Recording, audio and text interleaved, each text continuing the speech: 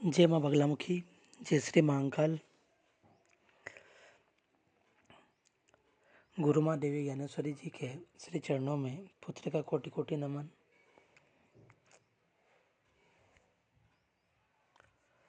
भक्तजनों, आज हम माता बगलामुखी के बीज मंत्र का अनुष्ठान किस प्रकार से हमें पूर्ण करना है, किस प्रकार से उनका तर्पण और मार्जन करना है, इस विषय पर जानेंगे। बहुत से साधकों का ये सवाल आया है कि गुरुजी, बीज मंत्र का जाप तो हम कर रहे हैं, लेकिन उसको अनुष्ठान को पूर्ण किस तरह से करना है। तो आइए जानते हैं कि माँ के बीज मंत्र का अनुष्ठान किस प्रकार करना चाहिए। माँ का बीज मंत्र जब हम 1.25 लाख की संख्या में जप करते हैं, उसके पश्चात हमें 12,000 मंत्रों या यूँ कहे कि 125 माला से हवन अवश्य करना चाहिए, क्योंकि हवन से देवी देवताओं को शक्ति मिलती है। और हमने स्वयं इसका अनुभव किया है कि हवन से माँ की कृपा बहुत जल्दी मिलती है। इसीलिए हवन से बढ़कर कुछ भी नहीं होता है। यदि हो सके तो हम हवन नियमित रूप से करना चाहिए।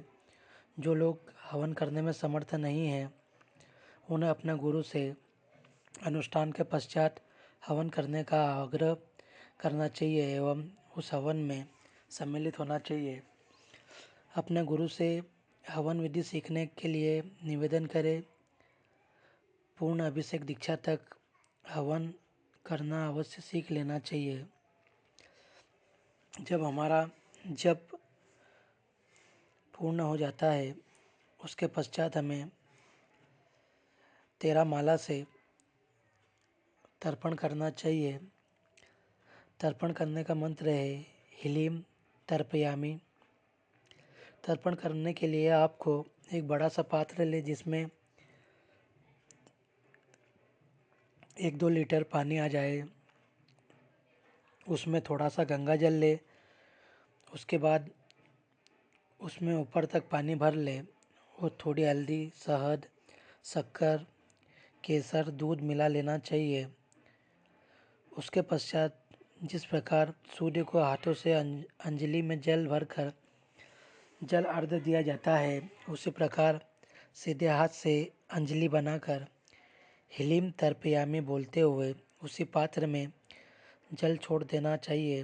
तर्पण करते हुए मंत्र जाप उल्टे हाथ से हल्दी की माला पर करना चाहिए एवं सीधे हाथ से तर्पण करना चाहिए। तर्पण के पश्चात 2 माला से मार्जन करना चाहिए। मार्जन करने का मंत्र है ह्लीं मार्जयामि। इसके लिए थोड़ी सी कुसा ले। एक पात्र में गंगा जल लेकर उस कुसा से भगवती के यंत्र पर ह्लीं मार्जयामि बोलते हुए गंगा जल की छींटे दे। मार्जन भी सीधे हाथ से करना है एवं उल्टे हाथ से हल्दी माला पर जाप करना चाहिए। यदि कुसा उपलब्ध न हो तो पीले फूल का भी उपयोग किया जा सकता है। तर्पण और मार्जन करने के पश्चात 11 कन्याओं को भोजन कराना है एवं उनकी प्रसन्नता के लिए अपने सामर्थ्य अनुसार वस्त्र एवं दक्षिणा देनी चाहिए। अनुष्ठान करने से पूर्व अपने गुरु से आज्ञा अवश्य लेनी चाहिए एवं अनुष्ठान पूर्ण होने के पश्चात उन्हें सामर्थ्य अनुसार वस्त्र एवं दक्षिणा अवश्य देनी चाहिए। अपने माता पिता से आशीर्वाद अवश्य ले, चूँकि उन्हीं के कारण आप इस संसार में आए हैं। जिन लोगों के ऊपर माता पिता एवं गुरु की कृपा है, उनके ऊपर माँ की कृपा स्वयं ही हो जाती है। अपने माता पिता एवं गुरु को रुष्ट कर आप माँ की कृपा कभी प्राप्त नहीं कर सकते हैं। यदि आपके गुरु नहीं है तो आप सर्वप्रथम गुरु बनाएं और गुरु सानिध्य में ही माँ के नियमित जाप और पूजन अनुष्ठान करें। ध्यान रखें, माता बगलामुखी की साधना बिना गुरुमुखी होकर नहीं करना चाहिए। आजकल ये जो मूर्ख सोशल मीडिया पे बोल रहे हैं, अपनी बुद्धि का ज्ञान दे रहे हैं कि बिना गुरु के भी आप साधना कर सकते हैं। अरे भाई, आप जब बिना गुरु के करोगे और साधना में आपको समस्या आएगी तो आपको उस साधना में बाहर निकलने का मार्ग कौन बताएगा? साधना में समस्या भी तो आती है ना। आपने तो बोल दिया कि बिना गुरु के कर लीजिए, बाकी जब साधना में बैठता है साधक तो उसको साधना में बहुत सी समस्याओं का सामना करना पड़ता है।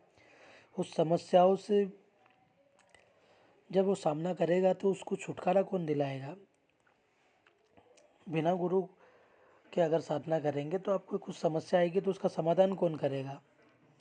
इसीलिए मूर्खों के कहने में ना आए, उनको उनके चैनल पर सिर्फ व्यू बढ़ाना है।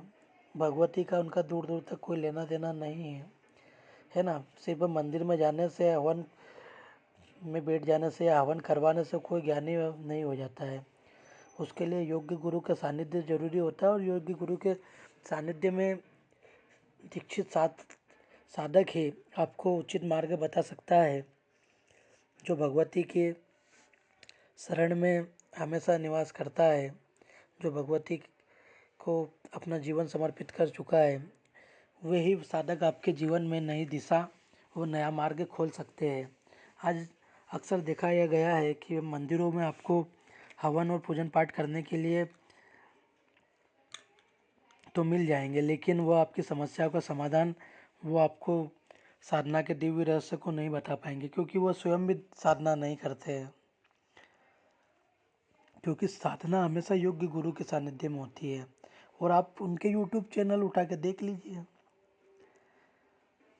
साधना तो दूर की बात है, वो सिर्फ और सिर्फ हवन तक सीमित है। उनका कर्म क्षेत्र, आप जब वास्तविकता में उनसे जाके मिलेंगे तो आपको वो बताएंगे कि आपको समस्या, आप हवन करवा लीजिए।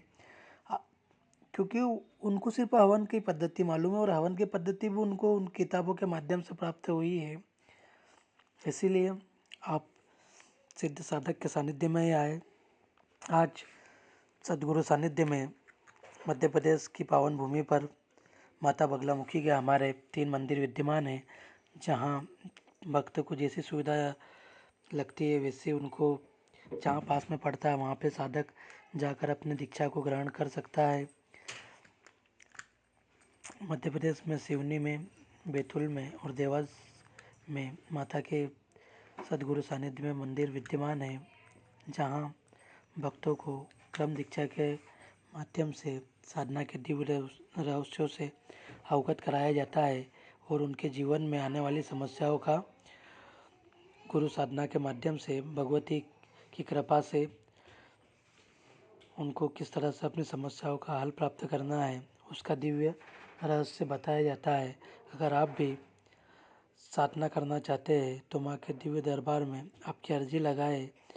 जहाँ भी आपका प्रारब्ध होगा वहाँ से आपको माँ की साधना करने का क्रम प्राप्त हो जाएगा। जय माँ बगलामुखी, जय श्री महाकाल।